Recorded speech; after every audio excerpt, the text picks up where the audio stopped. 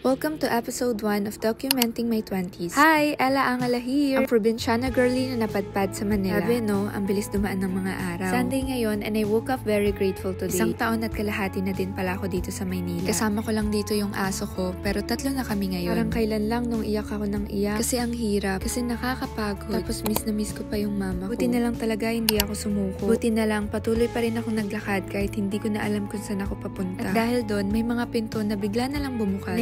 Always make sure na hindi ko pinapalagpas lahat ng opportunity na bumabagsak sa harap ko, maliit man o malaki. Pansin ko na mas gumaan din yung buhay ko nung hinayaan ko na lang lahat mangyari. At tanggapin ng buo yung mga nangyari na. Dahil doon, mas lalo kong nakilala yung sarili ko. And I found a new purpose in life. I wanna help other people secure their future through insurance. Lalo na yung mga breadwinners na gaya ko. Naging advocate talaga ako ng insurance nung na-stroke abroad yung mama ko. On the other hand, may mga na-discover din ako na kaya ko pala gawin. Aside sa pagiging full-time content creator, financial advisor, I'm proud to say na commercial artist na din ako. Sus, malayo pa. Pero masaya ako kasi kahit paano alam kong malayo na. Malayo na ako sa dating ako. Nag-rent na nga din pala tayo ng sariling condo. A place where I can finally call home. Nakapagpundar na din tayo ng iba't ibang mga gamit. Be honest, wala akong planano ni isa dito. Basta kusa na lang nangyari ng sunod-sunod. Hindi ko sinasabing wag kayo gumawa ng plano sa buhay. What I'm trying to say is just to keep going. Pwede ka magpahinga pero wag ka huminto. Nakakapagod pero wag ka sumuko. I promise, you'll get there soon. Yun lang, bye!